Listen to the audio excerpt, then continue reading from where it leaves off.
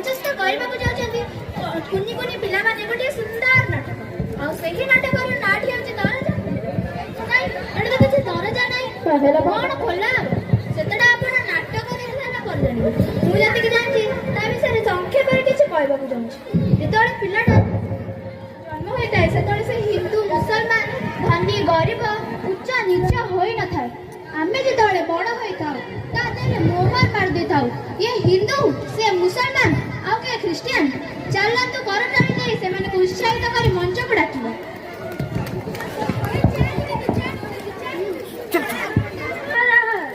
ଦରଜାଟା ଖୋଲା ଅଛି, ବୋଧେ ଭିତରେ ମାଷ୍ଟର ଅଛନ୍ତି। ଆରେ ସେ ମାଷ୍ଟର ଥାଉ କି ନଥାଉ, ଚାଲ ବା ଆମେ ଯିବା। ତୁ କାହିଁ ଏତେ ଟେନସନ ନଉଛୁ? ହଉ ଚାଲ।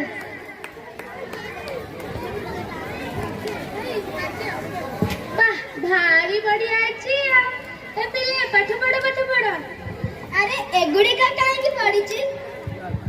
ଆରେ ବୋକା, ଏତିକି ଜାଣିନୁ ସେଠି ପିଲାଏ ବସନ୍ତି ଆମରି ଭଳିଆ ପିଲା। ଆମରି ଭଳିଆ ପିଲା? ଆମେ ତ ଜନ୍ମ ହେଇଛୁ ମୂଲ ଲାଗି ପେଟ ପୋଷିବା ପାଇଁ। ରହିମ, ଗୋଟିଏ କଥା ପଚାରିବି, ସତ ସତ କହିବି। ପଚାରୁନୁ ପଚାର। ପିଲା ଗୁଡ଼ିକ ଏଇ ଘର ଭିତରକୁ ପଶିଲା ବେଳେ ତୋର କଣ ଇଚ୍ଛା ହବ ନା ସେମାନଙ୍କ ସହ ଆସିବା ପାଇଁ? ଦେଖ ବୁଲା, ଆମେ ହେଲେ ପତର କଟେଇବା ଲୋକ, ତୋଟା ମୂଲ କାହିଁକି କରିବା?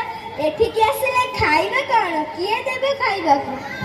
ହଁ, ସତ କଥା। ଆମର ଆଗକୁ ଅଛି ନା ପଛକୁ ଅଛି? କାମ କଲେ ଦି ପଇସା ଆସିବ, ନହେଲେ ଖାଡ଼ା ଖାଡ଼ା ଉପାସ। ଏଇଟା କଣ? ଏଇଟା ତ ବାସୁନି। ଆରେ ଚକରେ ଏଥିରେ ଲେଖା ହୁଏ। ଏ ପଟାଟା କଣ? ଆରେ ବା, ଏଥିରେ ତ ଭଲ ଲିଭୁଛି। ରହ ରହ, ଏଇଟା ଧର, ମୁଁ ତା ଛବିଟା କରେ। କାହାର? ସେଇ ଯୋଉ ଶିକ୍ଷକ ପଢଉନି ତାରି। ଆରେ ତ ନିଶଟା ଛାଡିଗଲା। ଏଥରକ ହେଇଗଲା ତ? ହଁ ହଁ। ନା, ହେଲାନି, ଆହୁରି ରହିଗଲା। ଛତାଟା ତ ଛାଡିଗଲା। ଆରେ ରୁହ ରୁହ, ଯାଉଛ କୁଆଡେ? ମୁଁ ବାଘ କି ସିଂହ ନୁହେଁ, ଖାଇଯିବି। ଆଚ୍ଛା କହିଲ, କାହାର ଛବିଟା ବନାଉଥିଲା? ତମର ଆଜ୍ଞା। ହଁ, ସେଇଥିଲାଗି କହିଲି ଛତାଟା ଛାଡିଗଲା। ଏଇଟା ହେଇଛି ସେଇ ଛତା। ଆଚ୍ଛା କହିଲ, ତମ ଦି ଜଣଙ୍କ ନାଁ କଣ? ମୁଁ ରହିମ ଆଉ ସିଏ ବୁଲା। ତମେ କରୁଛ କଣ? ଆମେ ଦୁଇ ଜଣ ପ୍ରଧାନ ବାବୁର ଇଟା ଭାଟିରେ କାମ କରୁଛୁ। ଏତେ ଅଳ୍ପ ବୟସରୁ? ଅଳ୍ପ ବୟସ କଣ, 18 19 ହେଲାଣି। କାମ କରି କରି ଏମିତି ଦିଶୁଛୁ ଆଜ୍ଞା। ଯୋଉ ହାତ ସିଲଟ ଖଡ଼ି ଧରିବା କଥା, ସେଇ ହାତ ଯଦି ଇଟା ପଥର ଭାଙ୍ଗିବ, ତେବେ ଦେଶର ଭବିଷ୍ୟତ କଣ ହବ? ମାଷ୍ଟର ବାବୁ, ପାଠଟା କଣ ନିହାତି ଦରକାର? ହଁ, ଖାଇବା ପିଇବା ପିନ୍ଧିବା ପରି ପାଠଟା ବି ଦରକାର। କାଇଁ ଆମେ ତ ପାଠ ପଢିନୁ, ଆମର କିଛି ଅସୁବିଧା ହେଇନି। ଆଚ୍ଛା କହିଲ, ମୁଁ ତମ ଦିନ ଦିନ ଅନ୍ଧାର ରାତିରେ ଏଇ କୋଠରୀ ଭିତରେ ବନ୍ଦ କରିଦେବି ଆଉ କହିବି ମୁଁ ତାଳି ମାରିବା ମାତ୍ରେ ମତେ କେମିତି ଜଗାଣି ଦେବ, ପାରିବ? ନା। କାହିଁକି ପାରିବନି? ଅନ୍ଧାରରେ କିଛି ଦେଖାଯିବ। କଣ ଦରକାର ହେବ? ଆଲୁଅ। ହଁ, ପାଠ ହେଉଛି ସେପରି ଆଲୋ ଯାହା ତୁମକୁ ଅନ୍ଧାର ରାତିରେ ଚକ୍ ପାଖକୁ ନେଇଯିବ। ଆଚ୍ଛା କହିଲ, ତମେ କଣ କେଉଁଠି କାମ କରୁଛ? ଏଇ ସ୍କୁଲରେ ଯେତେ ଇଟା ଲାଗିଥିଲା ଆମେ ବୋଇଥିଲୁ। 5 ଜଣ ପିଲା। ପ୍ରଧାନ ବାବୁ ଆମକୁ 150 ଟଙ୍କା ଦେଇଥିଲେ। ରାତିରେ ସିନେମା ଦେଖିବାକୁ ଯାଇଥିଲୁ, ମେରା ନାମ ଜୋକର। ଆହା, କି ବଢିଆ ଗୀତ। ସେଦିନ ରାତିରେ ହୋଟେଲରେ ଖାଇଥିଲେ କୁକୁଡ଼ା ମାଂସ ପରଟା। ଜଣକେ 10 ପରଟା ଖାଇଥିଲେ। ଏତିକି ନା ଆଉ କିଛି? 150 ଟଙ୍କା କଣ କମ ହେଲାଣି କି? ସେଇଥିଲାଗି ହୁଏ ପାଠ ଦରକାର। ଯୋଉ କାମ ପାଇଁ ପ୍ରଧାନ କଣ୍ଟ୍ରାକ୍ଟରକୁ 2-3 ହଜାର ଟଙ୍କା ଦେଇଥାନ୍ତା, ତାକୁ ତମେ 150 ଟଙ୍କାରେ କରିଦେଲ, ପୁଣି ଏତେ ଖୁସିରେ। ପାଠ ଆମର କଣ ଦରକାର? ସେ ପାଠରୁ କଣ ପେଟ ପୁରିବ? ହିସାବ ଆମର କଣ ଦରକାର? ନା ରେ, ପେଟ ପୁରୁ କି ନ ପୁରୁ, ଆଖି ଖୋଲିଯିବ, ସବୁ ଜାଣିପାରିବ। ସେଥିଲାଗି କହୁଛି, କାଲିଠାରୁ ତମେ ଯେ ସ୍କୁଲ ଆସିବ। କାମ ନ କଲେ ଖାଇବୁ କଣ? କିଏ ଦେବ ଖାଇବାକୁ? ବେଶୀ ନୁହେଁ, ଘଣ୍ଟାଏ ଲେଖା ବସିବ, ସେତିକି ତମ ପାଇଁ ଯଥେଷ୍ଟ। ଆରେ ଡରନି, ଏଠି ପଢିବାକୁ ଗଲେ ପଇସା ଦେବାକୁ ପଡିବନି। କଣ କହୁଛ ବୁଲା ଓ ରହିମ? ହଁ ମାଷ୍ଟର ବାବୁ। ମାଷ୍ଟର ବାବୁ ନୁହେଁ, ଗୁରୁଜୀ। ଗୁରୁଜୀ, ଏବେ ଆମେ ଆସୁଛୁ ଗୁରୁଜୀ।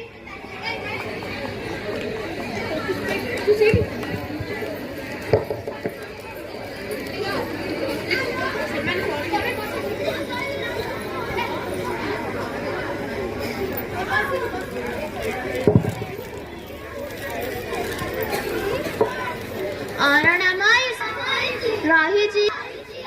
ମଇଁଷିର ପାଖ ନଜା ଅଦା ନାଇଁ ହୟ ମାଷ୍ଟ୍ରେ ଏଠି କଣ ଚାଲିଛି? ଏଇଟା ସ୍କୁଲ ନା ଖେଳ ପଡିଆ?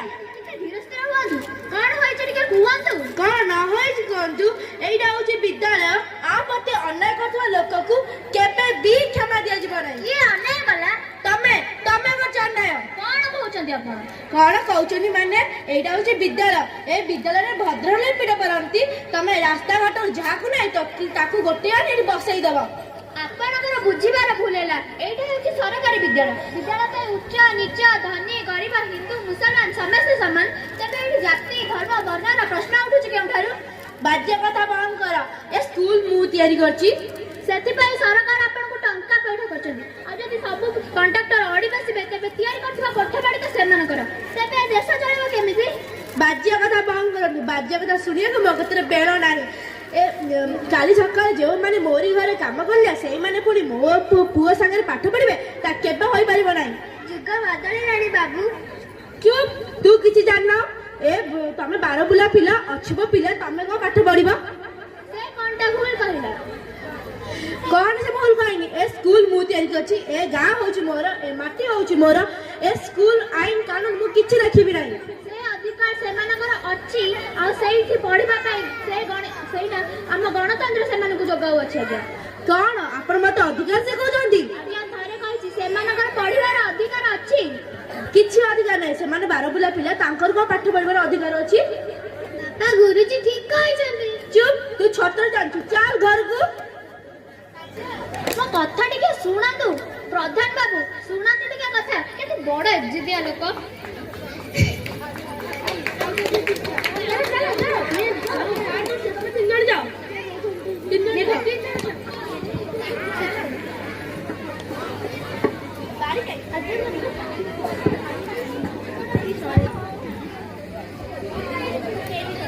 ନା ହବନି, ମୁହଁଟା ମୋଟା ହବ ଚେଷ୍ଟା କର। ବୁଲା ତତେ ଆସିବ? ହଁ ଆସିବ। ହେଲେ ଚିତ୍ରଟା କାହାର ସମବାବୁ? ଜାଣିଛୁ ମହାପୁରୁଷ ଯୀଶୁଖ୍ରୀଷ୍ଟ ଯେ ସଦାବେଳେ କହୁଥିଲେ ପାପକୁ ଘୃଣା କର, ହେଲେ ପାପୀକୁ ନୁହେଁ। ହେଇଥିବା ଲୋକଟାର ମୁହଁ ସେଇଭଳିଆ ଦିଶୁଛି।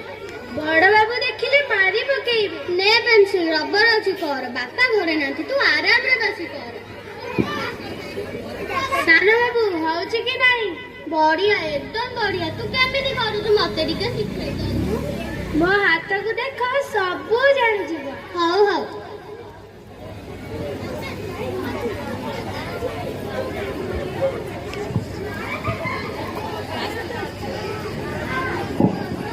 ହଇରେ, ତତେ କିଏ କହିଲା ମୋ ବିଛଣାରେ ବସିବୁ? ଉଠ ସେଠୁ, ଉଠ ସେଠୁ, ଉଠ। ତମର ତ ସାହସ କରିବାକୁ ଦେଇଥିଲେ। କଣ ହେଲା? ସେମାନେ ପୁଣି ବାରବୁଲା ପିଲା, ସେମାନେ ଆସି ମୋ ବିଛଣା ଉପରେ ବସିଲେ ପୁଣି ଚିତ୍ର କରିବେ? ବାପା ପାଠ ପଢିବାର କଣ ଅନ୍ୟାୟ? ହଁ, ସେମାନେ ଯଦି ବାରବୁଲା ପିଲା, ସେମାନଙ୍କ ପାଇଁ ଅନ୍ୟାୟ ପାଠ ପଢିବା। ନାଇଁ ବାପା, ଯାହା ଠିକ ତାହା ହିଁ ଗୁରୁଜୀ କହିଥିଲେ। ସେ ଗୁରୁଜୀ ତାହେଲେ ତୋ ମୁଣ୍ଡ ବି ବିଗାଡୁଛି ନା? ଏଗୁଡିକ ଭୁଲ ବାବା। ପିଲାମାନଙ୍କୁ ଅଧିକ ଖଟାଇବା ଅପରାଧ। କିଛି ଅପରାଧ ନୁହେଁ। ଏ ଗାଁ ମୋର, ଏ ମାଟି ମୋର। ମତେ କଣ ଅନ୍ୟାୟ ଶିଖେଇବେ ଗୁରୁଜୀ? ବାପା ମୋ ଦେହରେ ଯୋଉ ରକ୍ତ, ତାଙ୍କ ଦେହରେ ବି ତ ସେଇ ରକ୍ତ ଅଛି। ହୋଇପାରିବ ନାହିଁ। ତୋ ଦେହରେ ଯୋଉ ରକ୍ତ, ପୁଣି ତାଙ୍କ ଦେହରେ ସେ ରକ୍ତ, ତା କେବେ ହୋଇପାରିବ ନାହିଁ।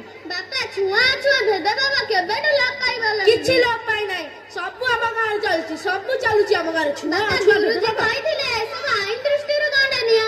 କିଛି ଆଇନ କାନୁନ ନାହିଁ। ସବୁ ଏ ଗାଁ ମୋର। ମତେ କଣ ଆଇନ କାନୁନ ଶିଖେଇବେ ଗୁରୁଜୀ ତମର? କାନ ପଡି ହେଉଛି ବାବୁ, ଆଉ କେତେବେଳେ ଯିବୁନୁ? ହଁ ଶୁଣ, ସେ ସ୍କୁଲ ଦ୍ୱାର କେବେ ନ ମାର। ହଁ, ସେ ବାରିରେ କାଠ ପଡିଛି, ଯାଅ ଆଣିବ, ଯାଅ।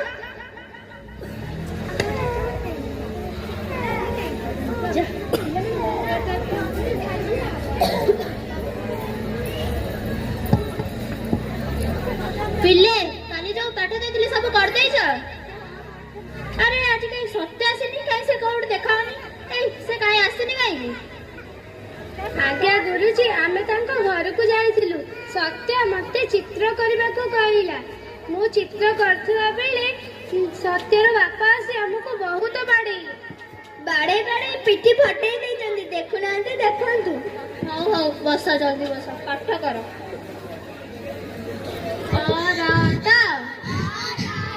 गुरुजी प्रणाम। गुरुजी सत्यର ଆକ୍ସିଡେଣ୍ଟ ହେଇଯାଇଛି, ତାର ବହୁତ ରକ୍ତ ବହୁଛି, ସେ ବଞ୍ଚି ପାରିବ କି ନାହିଁ କିଛି ଠିକ ନୁହଁ। ତାକୁ ଏବେ ଡାକ୍ତରଖାନାରେ ଭର୍ତ୍ତି କରାଯାଇଛି। ପିଲେ ପିଲେ ମୁଁ ଡାକ୍ତରଖାନା ଯାଉଛି, ତମେ ସବୁ ଘରକୁ ଯାଅ, ଜଲ୍ଦି ଯାଅ। ଆମେ ବି ଯିବୁ। 3-4 କିଲୋମିଟର ବାଟ ହେଲାଣି, ତମେ ଏକଲା ଯାଇପାରିବ? ଦୌଡ଼ି ଦୌଡ଼ି ପଳେଇ ସବୁବେଳେ କାମ କରିବାକୁ ଯାଉଛୁ, ଆଜି କାହିଁ ଯାଇପାରିବୁନି? ହଉ ଜଲ୍ଦି ଆସ, ଜଲ୍ଦି ଆସ।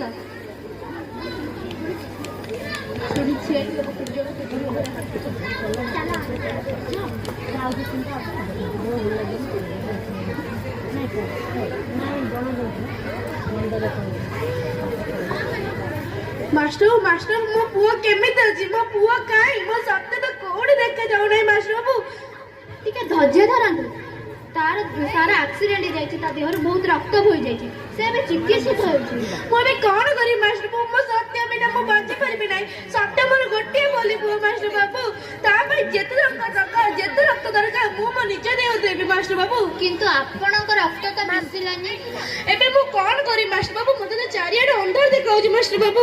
ମତେ କିଛି କୁହନ୍ତୁନି, ଯାହା କୁହନ୍ତୁ ସେ ଈଶ୍ୱରଙ୍କ ଭରସା। ଭାବିଥିଲି ମୋ ରକ୍ତଟା ମିଶିଯିବ, ସେଇଟା ବି ହେଲାନି। କିନ୍ତୁ ଧୈର୍ଯ୍ୟ ଧରନ୍ତୁ, ପିଲାମାନେ ଅଛନ୍ତି, ସେମାନଙ୍କ ରକ୍ତ ମିଶିଯିବ। ଆପଣ କଣ କହୁଛନ୍ତି ମାଷ୍ଟର ବାବୁ? ମୋ ମୁଣ୍ଡରେ କିଛି ପଶୁନାହିଁ। ମୁଲା, ରହିମ, ଆମର ସବୁ ପିଲା ଅଛନ୍ତି, ସେମାନଙ୍କ ରକ୍ତ ପରୀକ୍ଷା କରିବାକୁ ଦିଆଯାଇଛି। ମୋ ମନେ କହୁଛି କାହାର ନା କାହାର ରକ୍ତଟା ନିଶ୍ଚୟ ମିଶିଯିବ। ନା ନା, ତା କେବେ ହୋଇପାରିବ ନାହିଁ। ଗୋଟେ 12 ବୁଲା ପିଲା, ଗୋଟେ ଅଛୁଆ ପିଲା ରକ୍ତ ପୁଣି ମୋ ପୁଅ ଦେହରେ ମିଶିବ, ତା କେବେ ହୋଇପାରିବ ନାହିଁ। କାହାକୁ ଅଛବା କହୁଛନ୍ତି? ସେମାନେ ଏକା ସହିତ ପଢୁଛନ୍ତି, ଏକା ସହିତ ଖେଳୁଛନ୍ତି, କାହିଁକି ସେମାନଙ୍କୁ ଜାତି ନାଁରେ 2 ଭାଗ କରୁଛନ୍ତି? ନାଇଁ ନାଇଁ ମାଷ୍ଟର ବାବୁ, ଏତେ ଅନ୍ୟାୟ ବର୍ଷା ସହିପାରିବ ନାହିଁ ମାଷ୍ଟର ବାବୁ। ଗାନ୍ଧୀ ମହାତ୍ମା ଏତେ କଥା ବୁଝାଇଗଲେ, ତମ ମୁଣ୍ଡରେ କିଛି ପଶିଲାନି? ସେମାନେ ହେଉଛନ୍ତି କାଦୁଅ ମେଚା, ଯେମିତି ଚାହିଁବେ ସେମିତି ବଢିବେ, କାହିଁକି ସେମାନଙ୍କୁ ନଷ୍ଟ କରୁଛନ୍ତି? ନାଇଁ ମାଷ୍ଟର ବାବୁ, ଏମିତି ଆପଣ କୁହନ୍ତୁ ନାହିଁ। ସତ୍ୟ ମୋର ଗୋଟିଏ ବୋଲି ପୁଅ। ସତ୍ୟ ଯଦି କିଛି ହୋଇଯିବ, ମୁଁ ଏ ଦୁନିଆରେ ବଞ୍ଚି ପାରିବି ନାହିଁ। ଏତେ ଅନ୍ୟାୟ ଏ ବସୁଧା ସହିପାରିବ ନାହିଁ ମାଷ୍ଟର ବାବୁ। କାହାକୁ ଅନ୍ୟାୟ କହୁଛନ୍ତି? ହିନ୍ଦୁ ମୁସଲମାନ ହୋଇ ଜନ୍ମ ନେବାଟା ଅନ୍ୟାୟ, ଧନୀ ଗରିବ ହୋଇ ଜନ୍ମ ନେବାଟା ଅନ୍ୟାୟ, ଉଚ୍ଚ ନିଚ ହୋଇ ଜନ୍ମ ନେବାଟା ଅନ୍ୟାୟ। ସେମାନେ ହେଉଛନ୍ତି ପିଲାମାନେ, ସେମାନଙ୍କ ଭିତରୁ କେହି ଉଚ୍ଚ ନୁହନ୍ତି କି କେହି ବି ନିଚ ନୁହନ୍ତି। ମିଶି ଯାଇଛି, ଗୋଟେ ପିଲାର ରକ୍ତ ମେଳା ଖାଉଛି। କାହାର ଆଜ୍ଞା? ବୁଲା କିଏ? ଆଜ୍ଞା ଏଇ ପିଲାଟି। ତାହାରି ରକ୍ତ ମିଶି ଯାଇଛି, ଆଉ ଡେରି କରିବାଟା ଠିକ ନୁହେଁ। ବୁଲା ନା, ତା କେବେ ହୋଇପାରିବ ନାହିଁ। ଗୋଟେ ଅଛୁଆ ପିଲା ରକ୍ତ ପୁଣି ମୋ ପୁଅ ଦେହରେ ମିଶିବ, ତା କେବେ ହୋଇପାରିବ ନାହିଁ। କାହିଁକି ସେମାନଙ୍କୁ ଅଛପା କହୁଛନ୍ତି? ସେମାନେ ଏକା ସହିତ ଖେଳୁଛନ୍ତି, ଏକା ସହିତ ପଢୁଛନ୍ତି। ଆମେ ଯେତେବେଳେ ବଡ ହୋଇଥାଉ, ସେମାନଙ୍କ ମଧ୍ୟରେ ମୋହର ମାରି ଦେଇଥାଉ। ଏ ଉଚ୍ଚ, ସିଏ ନିଚ, ସେ ଧନୀ, ସିଏ କିଏ ଗରିବ। ନାଇଁ ମାଷ୍ଟର ବାବୁ, ଆପଣ ଏମିତି କୁହନ୍ତୁ ନାହିଁ। ସତ୍ୟ ମୋର ଗୋଟିଏ ବୋଲି ପୁଅ। ସତ୍ୟ ପାଇଁ ଟଙ୍କା ଦରକାର ବି ମୁଁ ଦେବି। ତମେ ଯଦି ସେ ପିଲାର ବାପା ହୋଇଥାନ୍ତ, ଏମିତି କଥା କହିନଥାନ୍ତ। ଜାଣିଛ ପିଲାଟା କେମିତି ତା ଜୀବନ ସହିତ ଲଢୁଛି? ଆଜ୍ଞା ଏ ହେଉଛନ୍ତି ସେ ପିଲାଟିର ବାପା। ଆପଣ ବାବା ପିଲାଟା ମରିଯାଉ। ନାଇଁ ଡାକ୍ତର ବାବୁ, ଆପଣ ଏମିତି କୁହନ୍ତୁ ନାହିଁ। ସତ୍ୟ ମୋର ଗୋଟିଏ ବୋଲି ପୁଅ ଡାକ୍ତର ବାବୁ। ହାତରେ ମୋର ସମୟ ନାହିଁ। ବୁଲା ଯାରେ ଯା, ଯେତେ ରକ୍ତ ଦରକାର ହେବ ମୁଁ ଦେବି।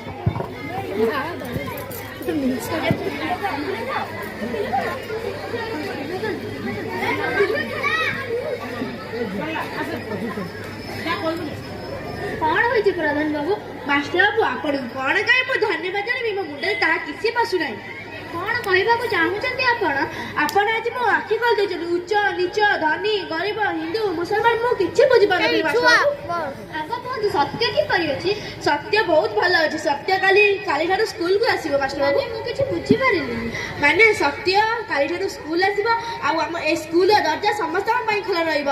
ଆଉ ଏ ସ୍କୁଲ ଦ୍ୱିପହର ବେଳର ଖାଇବା ମୁଁ ମୋ ନିଜ ହାତରୁ ଖାଇବି। ଆଜିଠାରୁ ଏ ସ୍କୁଲର ଦରଜା ସମସ୍ତଙ୍କ ପାଇଁ ଖୋଲା। ଆପଣ ଏତିକି ବୁଝିପାରିଲେ, ସେତିକି ହିଁ ମୋ ପାଇଁ ଯଥେଷ୍ଟ।